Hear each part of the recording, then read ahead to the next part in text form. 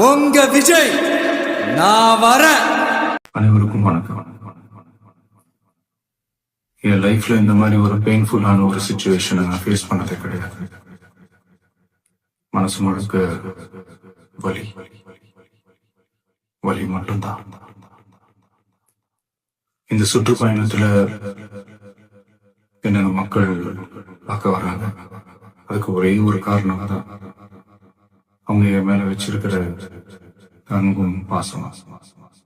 அந்த அன்புக்கும் பாசத்துக்கும் நான் எப்பவும் கடமைப்பட்டிருக்கிறேன். அதனாலதான் இந்த சுற்றுப்பயணத்துல மற்ற எல்லா விஷயங்களையும் தாண்டி மக்களுடைய சேஃப்டி, அதுல எந்த காம்ப்ரமைஸும் பண்ணிடக்கூடாதுன்றதுக்காக தான் அது என் மனசுல ரொம்ப ஆழமா இருக்கும் இந்த எண்ணம்.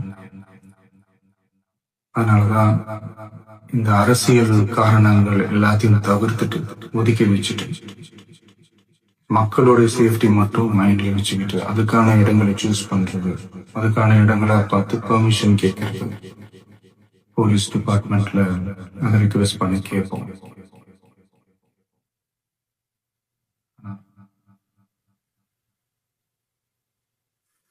நடக்கக்கூடாதது நடந்துருச்சு.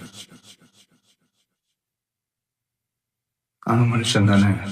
அந்த நேரத்துல அத்தனை பேர் பாதிக்கப்பட்டு இருக்கும் போது எப்படி அந்த ஊரை விட்டுட்டு என்னால கிளம்பி வர முடியும்?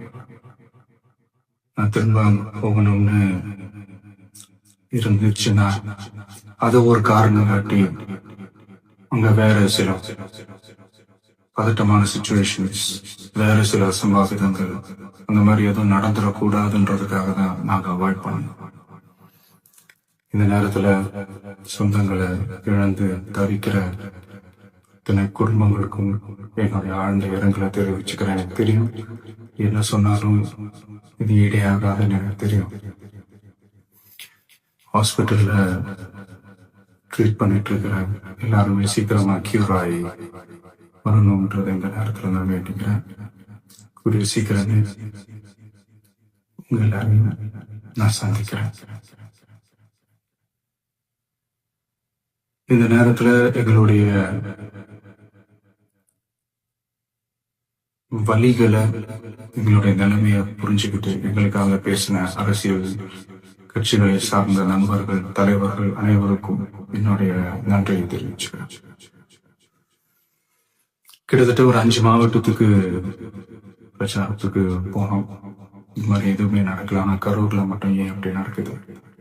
எப்படி நடக்குது? மக்களுக்கு எல்லா உண்மையும் தெரியும். மக்கள் எல்லாத்தையும் பார்த்துக்கிட்டு இருக்கிறாங்க. கரூரை சேர்ந்த அந்த மக்கள் அந்த உண்மையெல்லாம் வெளியில சொல்லும் போது எனக்கு கடவுளே நேர்ல வந்து இறங்கி அந்த உண்மைகள்லாம் சொல்ற மாதிரி எனக்கு தோணுச்சு.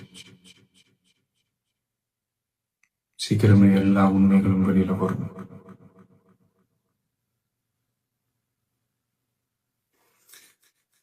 எங்களுக்கு தரப்பட்ட இடத்துல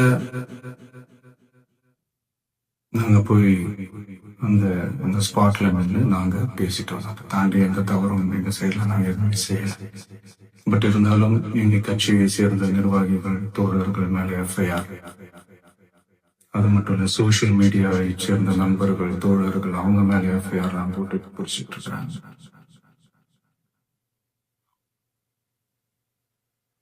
சிஎம் சார், உங்களுக்கு ஏதாவது இந்த பழி வாங்கணும் அப்படின்ற எண்ணம் ஏதாவது இருந்துச்சுன்னா என்ன வேணாலும் பண்ணுங்க. அவங்க மேல கை வைக்காது. நான் ஒண்ணு வீட்டுல இருப்பேன், இல்லை நான் ஆபீஸ்ல இருப்பேன். என்ன வேணாலும் செய்யுங்க. நண்பர்களே, தோழர்களே,